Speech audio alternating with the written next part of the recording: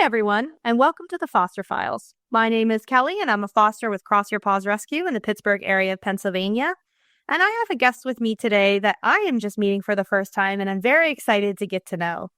I have Danielle with me today. She actually is a friend of a previous guest, Cheyenne, and they are connected through animal protectors, or maybe you need to correct me on that you worked together before.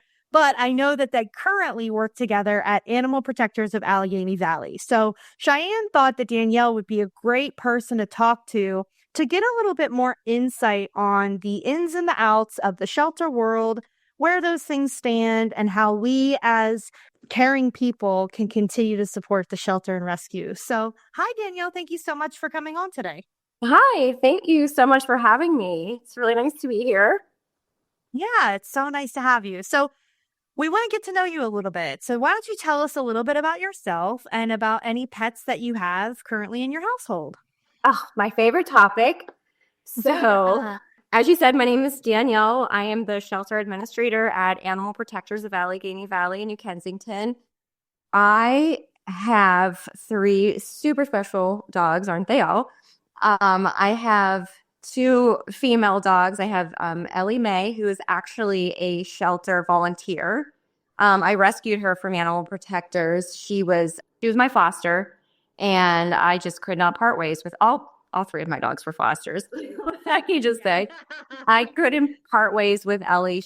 There was something so unique about this little dog, and she came all the way up here from Mississippi in a van full of about 20 dogs in the middle of the night. I went on a little rescue mission and picked her and a couple other dogs, and they opened the back door of this van, and there's Ellie Mae's face, just like she was meant to be here. She was so happy and excited, and she's just this little puppy. So I took her and a few other dogs to the shelter, and I couldn't get her out of my mind. So I'm like, I'm going to foster her. And fast forward 2 years, she's still with me. She also volunteers at the shelter. We use her to dog test. She's really, really good. Yeah, and I've never met a dog like Ellie before in all of my years of doing this. I feel like she was planted here to help me live out my passion because she's so great at reading dogs. We have gotten her close to dogs who have never been near a dog before. She tells me right away if a dog is dog friendly, and if it's not dog friendly, she will let me know if she's comfortable moving forward. She's just been so useful at the shelter and for me. And she's just, like I said, I feel like she was just meant to be here for this reason.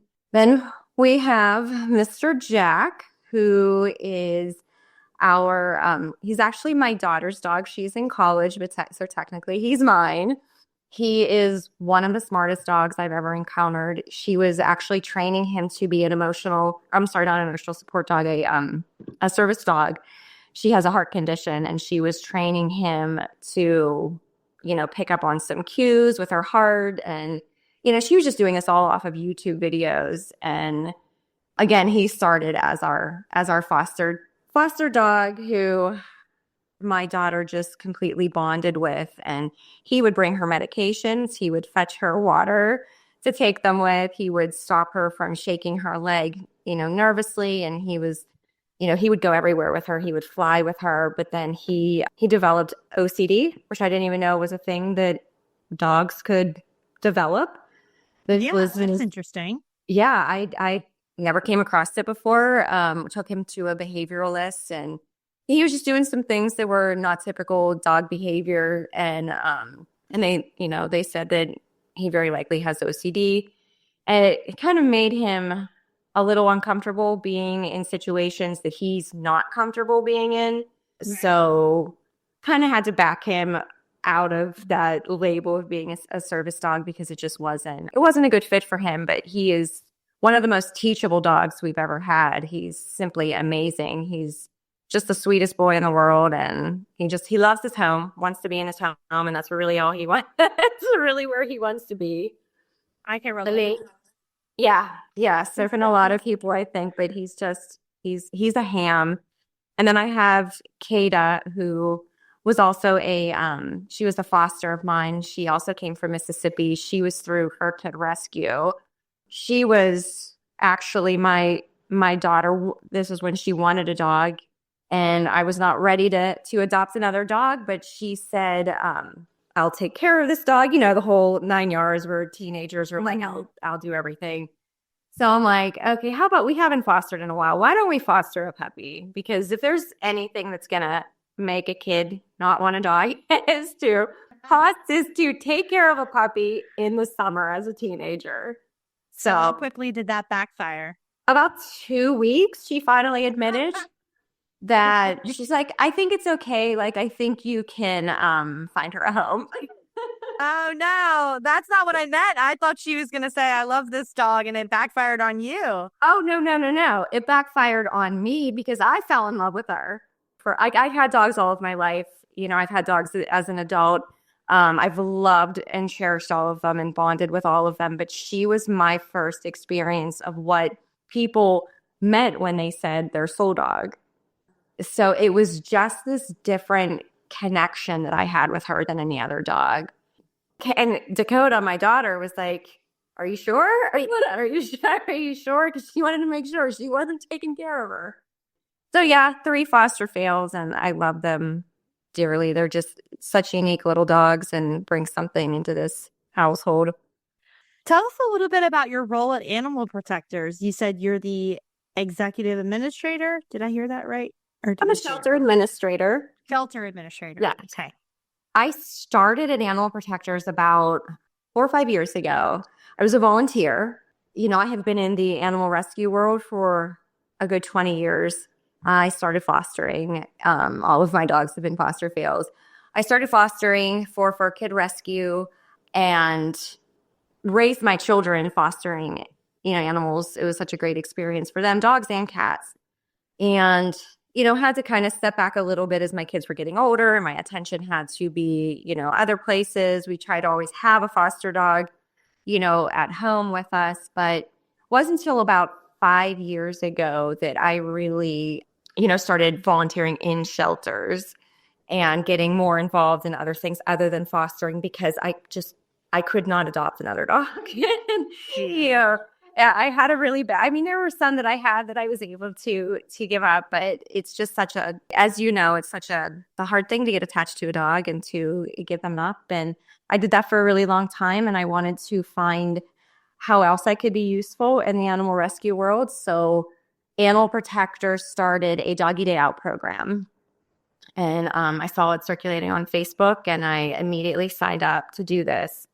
And so I started working with 1 or 2 dogs at a time. I would take them out into the public, take them to the park, take them to get ice cream, take them to my house, do as much as I could to get to know these dogs. We started realizing how useful it was to get to know these personalities outside of the shelter. And so it became a passion of mine, and I would work with the dogs that were not as adoptable as the rest. The dogs that had been there the longest. I would always pick the longest dog, that had been there. The dog that's showing some kennel frustration, that's, kind of giving staff a hard time. I would always choose those guys to take out. And the more I started taking them out, the more they started becoming more adoptable. And we were learning things about them. Like this dog that was not seemingly dog friendly in the shelter at the park. He wants nothing more than to be with dogs. So, just learning more about them, making them more adoptable, just became my role at Animal Protectors. And I think at the time, there was me and one other person doing doggy day outs. Now there's about 17 of us, I think. That's amazing. It really, really is. So for 4 years, I did that. I worked with every dog that, that I could. And like I said, I specialized with the dogs that have been there the longest. And I think it was when and I'll try not to cry because I can never mention her name without naming it. We had a dog, Mia, who had been there for the time. She had been there for 3 years. You might have to wait until someone passes my house because they're getting loud. That's okay. So I can't hear it. just so Okay, you good. know. Okay, And good. then also too, I always say that if people are bothered by dogs barking on this podcast, then they're listening They're for in the wrong podcast. and so it's just like it is what it is. Like, I love okay, a dog is barking. Go figure. I love it. Color me surprised. Everybody here has dogs. So, Mia. Mia was a pivotal moment for me at Animal Protectors. She had been there for, like I said, at the time, she'd been there for going on 3 years. She received no applications. She just was a very misunderstood, very overlooked dog. She did not let anybody near her without earning it. She came across as aggressive. She wasn't aggressive, but she came across as aggressive. It took about 2 weeks to get Mia to drop her guard and to let you in her circle. So I started working with Mia. She hated me. She absolutely hated me. I brought I went and bought her one of those igloos, those dog hideaway igloos. And I thought, this dog wants to disappear. I want to put something in her kennel where she can disappear if she needs to, if she's feeling stressed or whatever. So I put this igloo in her kennel, and she absolutely hated it. She was terrified of this igloo. Oh no. So I swear every time she saw me, she was like, there's that igloo girl. And she gave me harder time getting to know her than anybody else ever. But in the end, it was so worth it.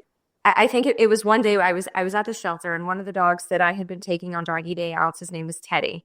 He was a dog that I was concerned that would be at the shelter for a long time. And these people showed up. They wanted to do a meet and greet with Teddy, and they fell in love with him. And they brought all of their grandchildren in to meet them.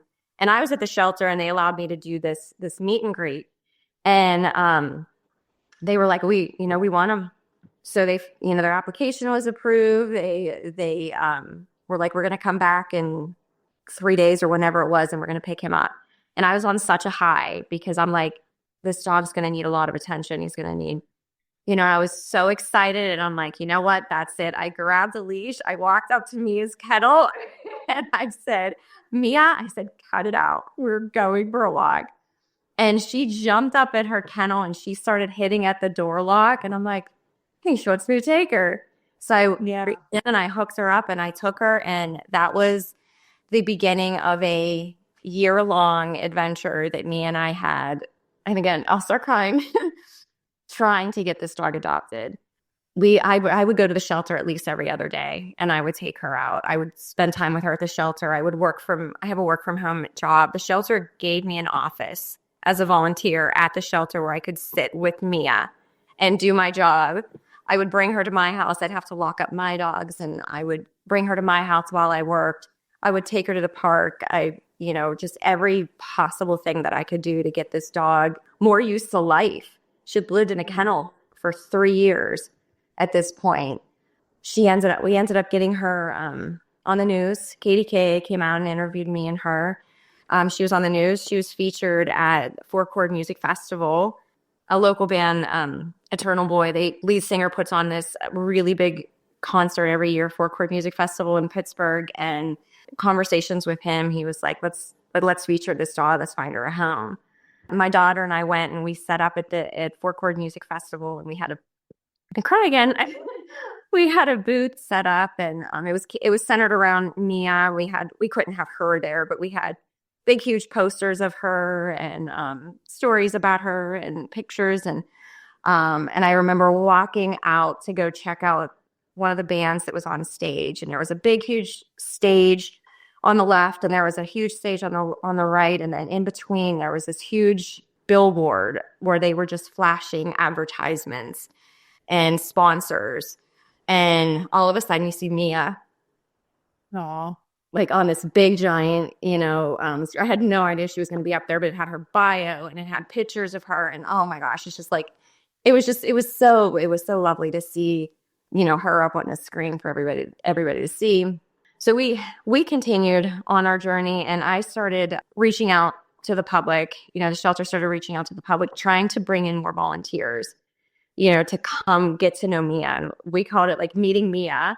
And, volunteers would come in and they would get to know her. They would start working, with her, and they would start doing the same thing that I was doing. And Mia's world just started growing and growing and growing.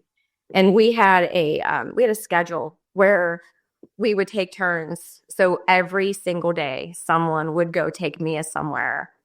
We had a girl who worked across the road from the shelter. She saw all of this going on, and she said, I want to come meet Mia, and I want to come have my lunch with her every day.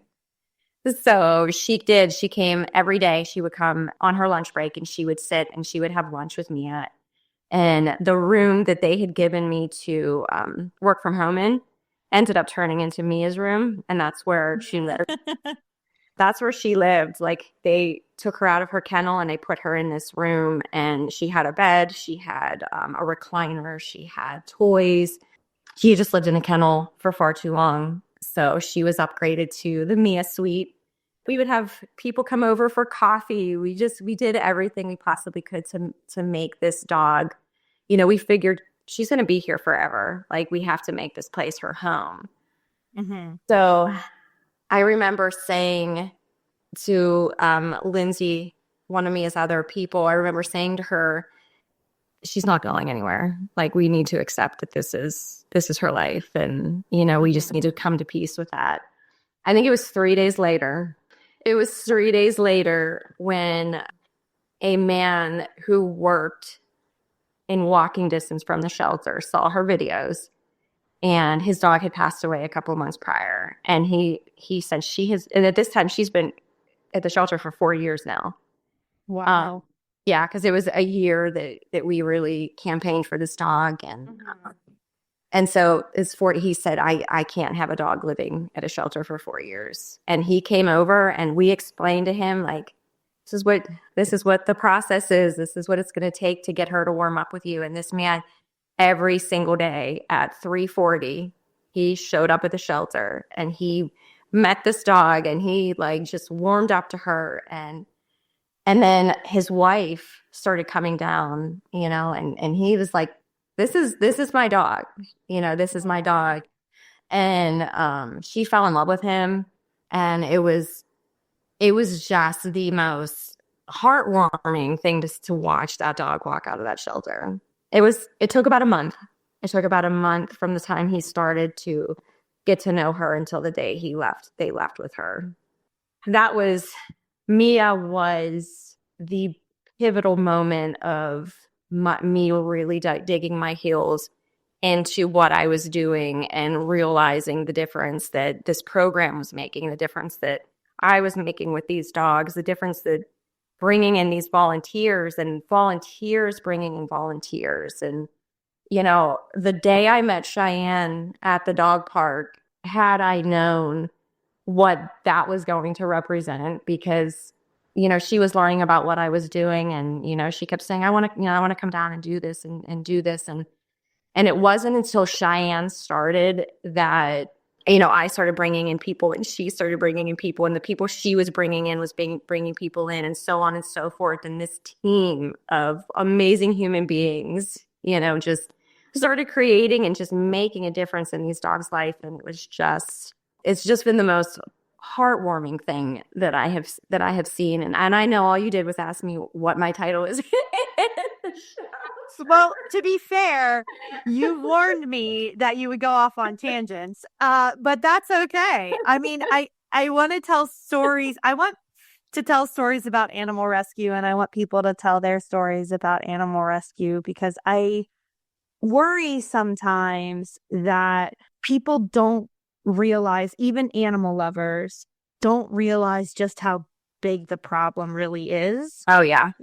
I know a lot of people that have, in the last, 10 years of just being, near them and being acquaintances with them or whatever, that are purchasing animals. And I'm sure an argument can be made for a responsible, licensed breeder and how important that still is for the dog gene pool.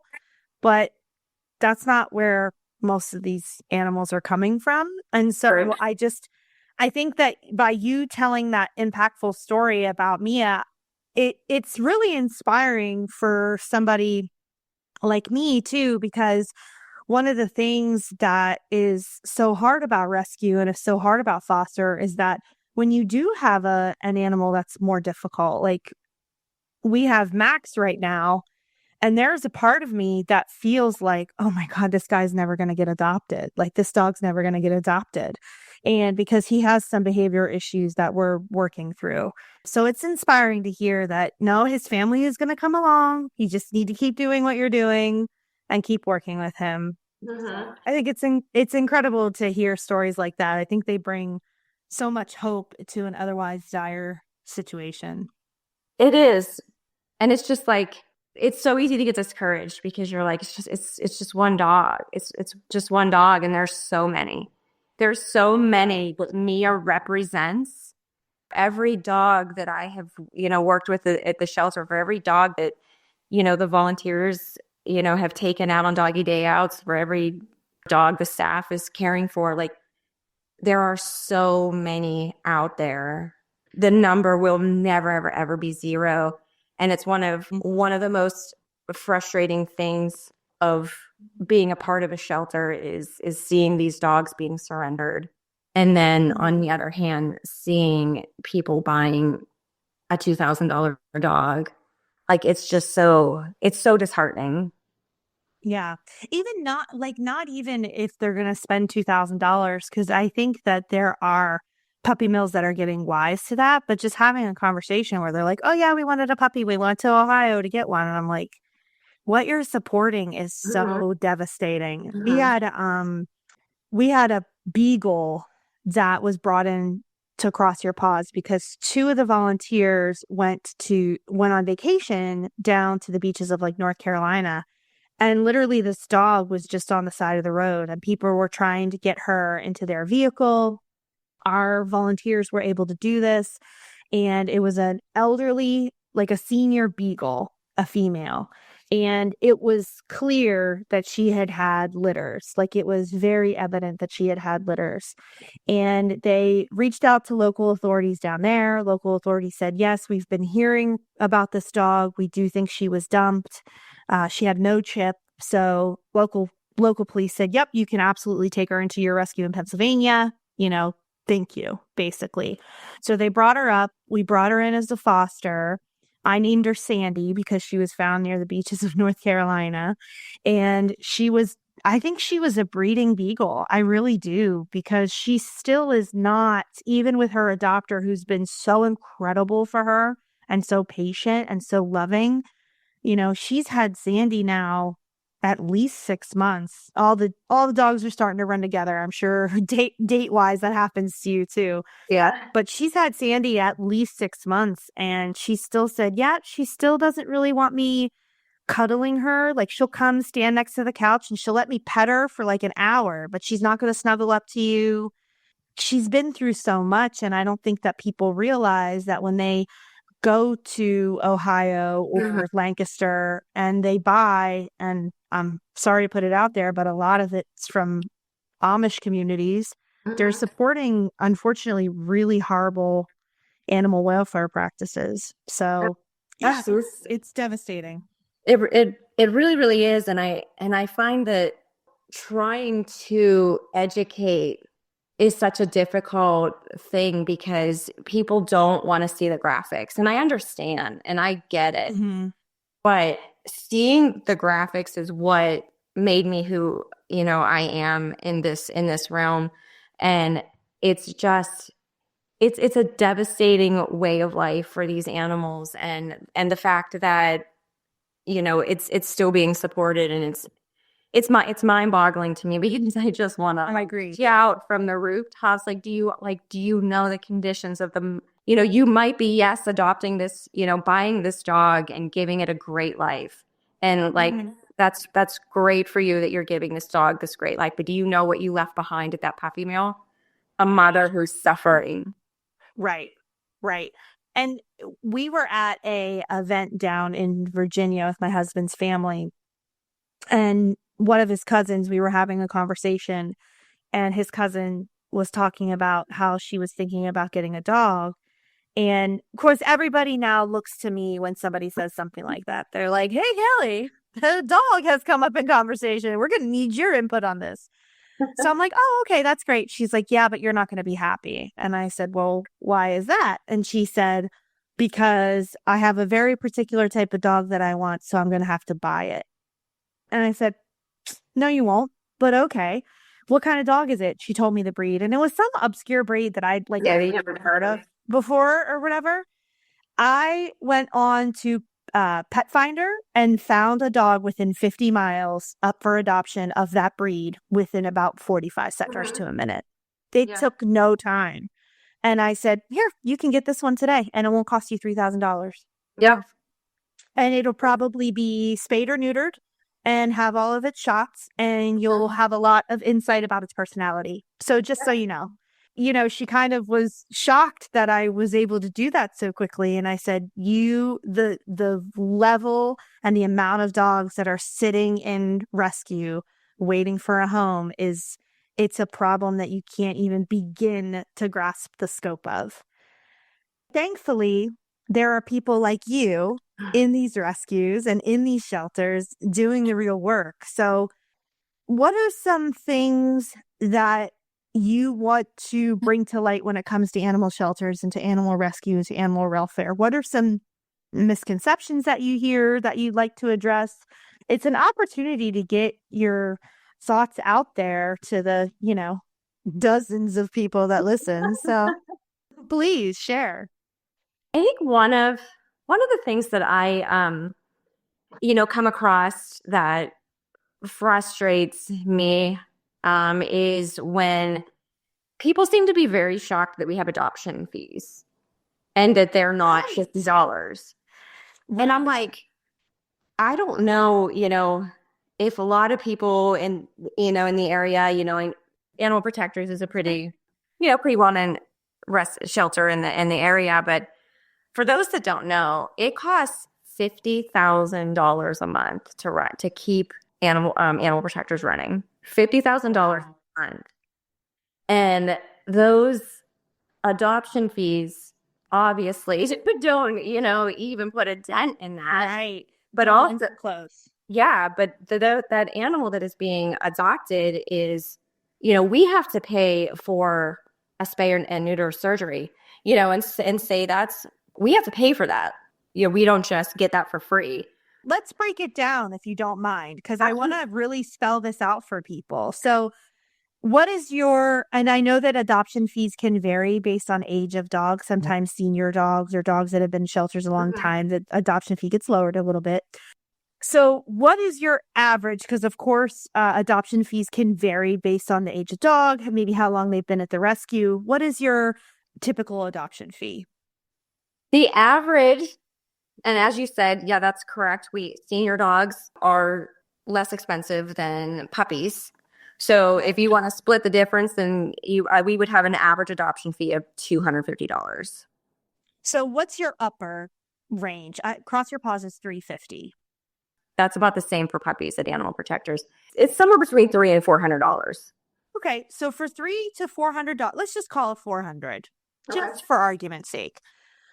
What all is part of what's included in that $400? What all are you backing, with that dog? What all are you guys bringing to the table that's part of that adoption fee? First and foremost, the vaccinations that they receive all of their vaccinations. So, their rabies, all of their puppies vaccinations, which if you go to the vets, yeah, that adds up. Plus, definitely like $50 a pop, depending on the vet that you go to.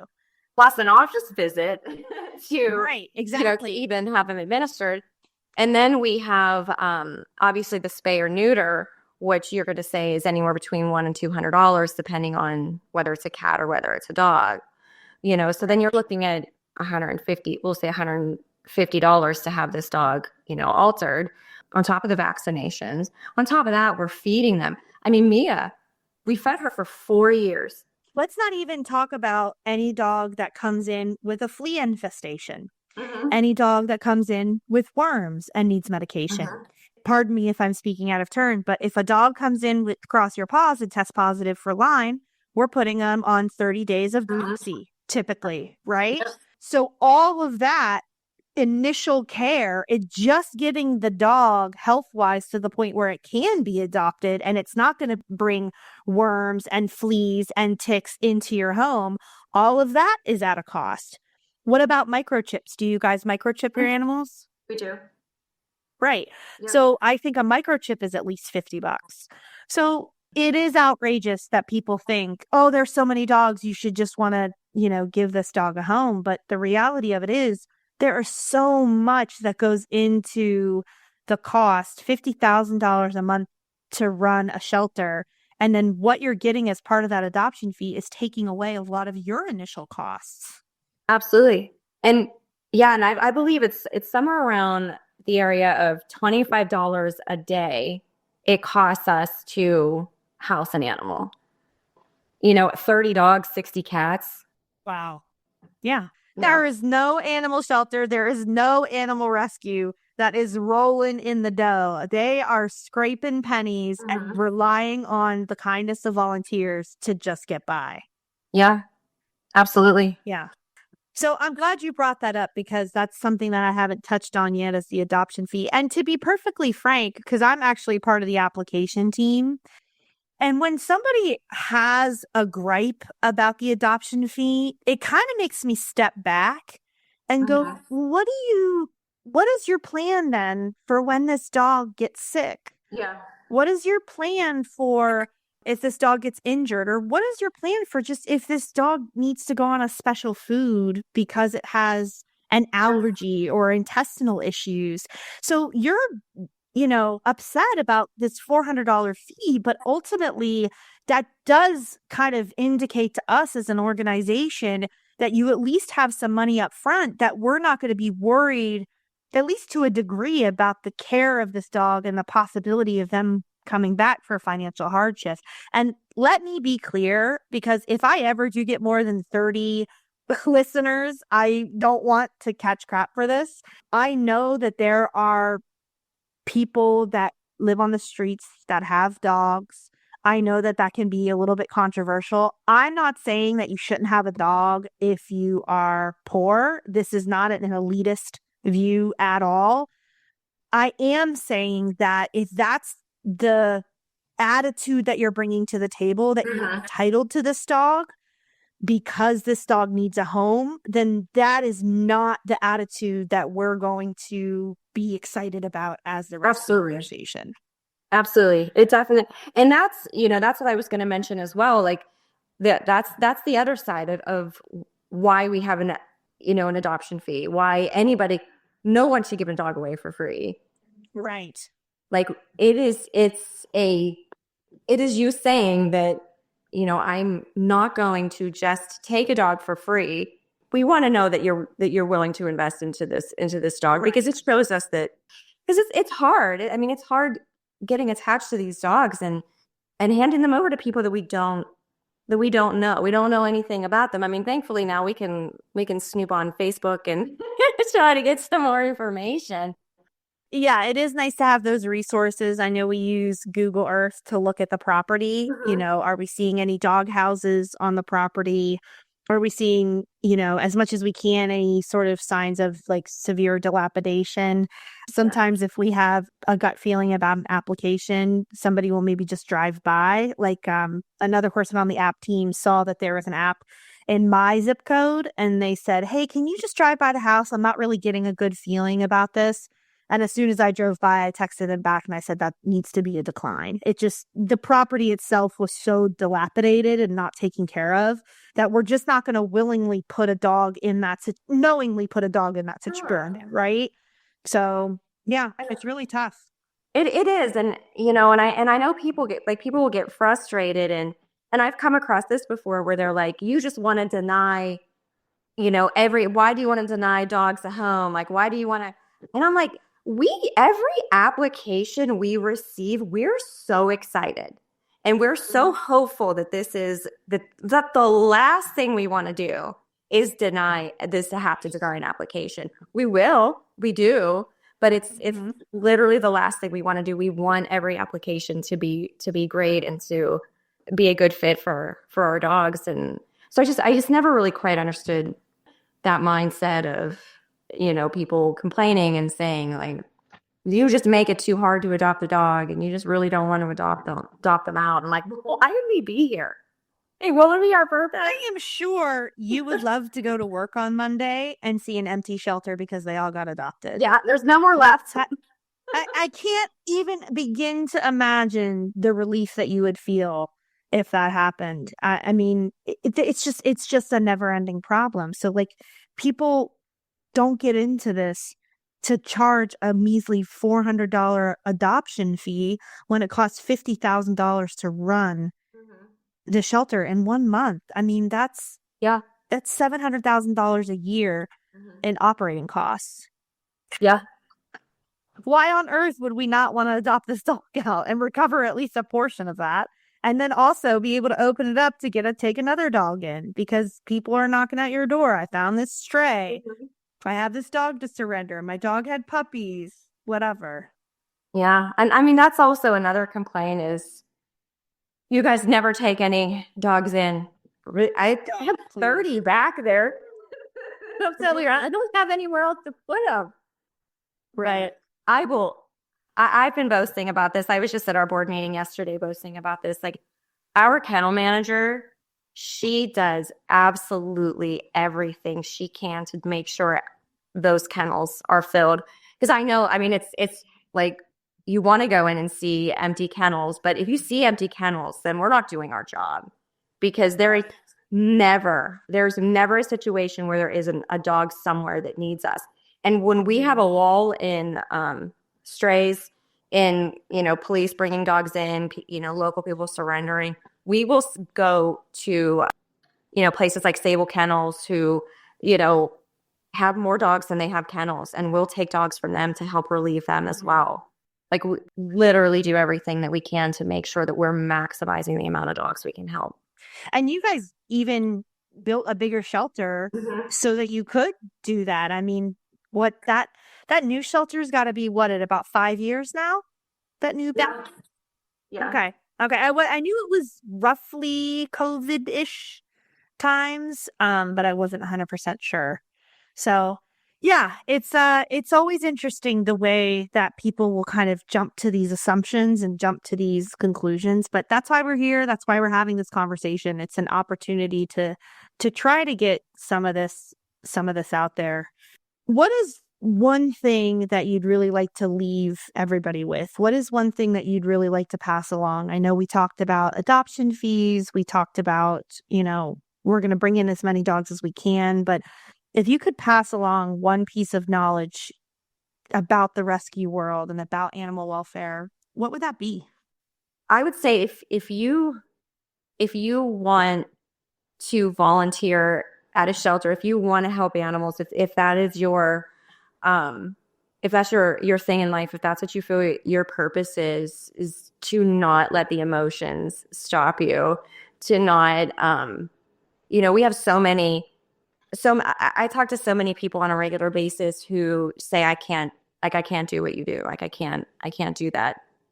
It is the most rewarding thing that you could do with your time if that's how you want to contribute to the world. There's many ways and avenues in which people can contribute to into the world, and I'm a firm believer that we should all do our part to make your neck of the woods is better than whenever you left it. And I try to make a conscious effort of making my world as good as I can, but I feel like there are so many people out there that think that volunteering in a shelter is depressing.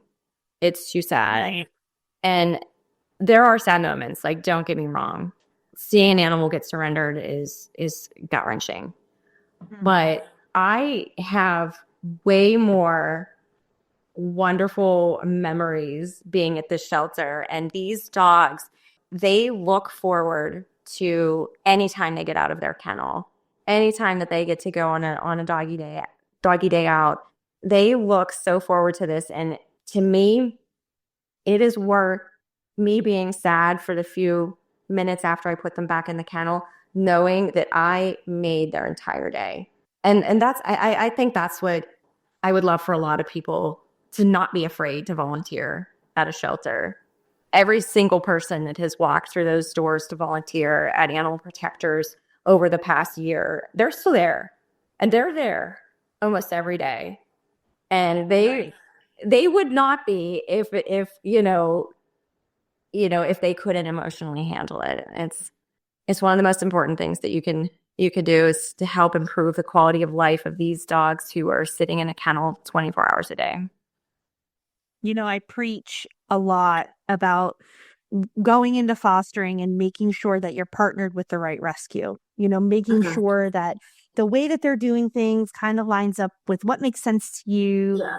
And it all makes sense. So I'm going to add to that incredible piece of advice. I'm going to say, if you go into a shelter and you volunteer for a while and it's not working out, and it's just, you don't agree with things or whatever, there's another shelter down the street that could use your time too. So try another one. Don't give up on shelters as a whole and on rescues as a whole. Not everyone is going to be the same. And, please continue to try if that's what's in your heart. Or also, on top of that, if you're feeling even more motivated, is to make a difference at that shelter.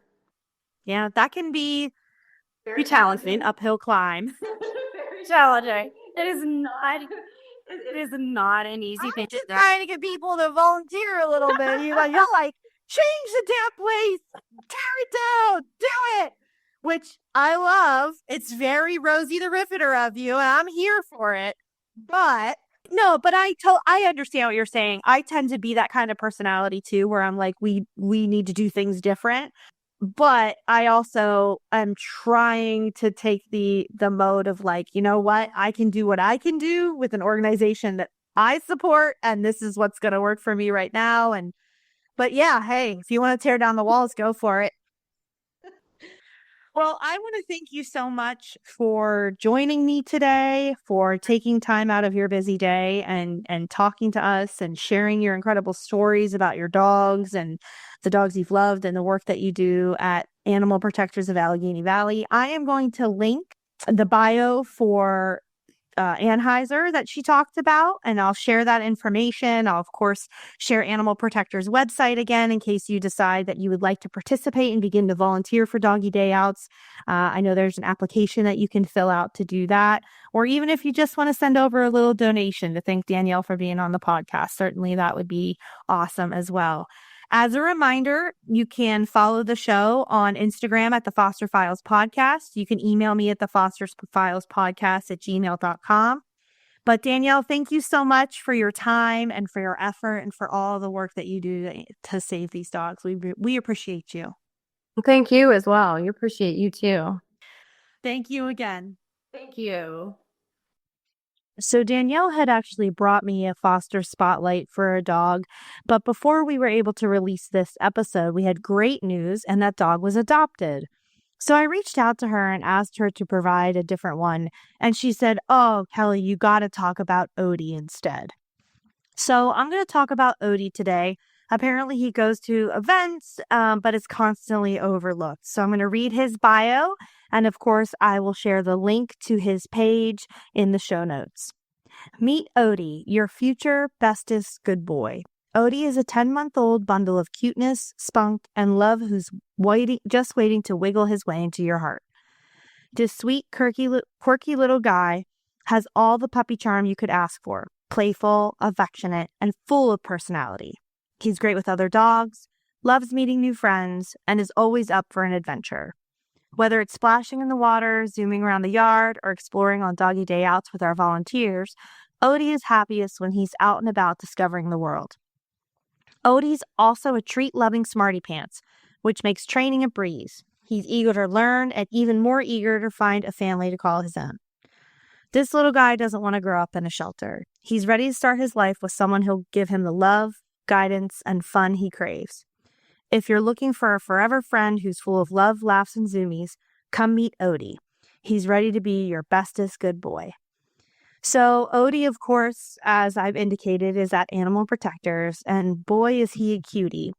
He's mostly black, but he's definitely got some brindle in him, and he looks like he's probably going to be a pitty mix, but he's kind of small in stature to be full pitty. So it would be interesting to see what breed he is. And in so many of his pictures, he just has a really sweet smile. So if you're interested in taking a look at Odie, make sure that you check him out at Animal Protectors, and I will put the link in the show notes.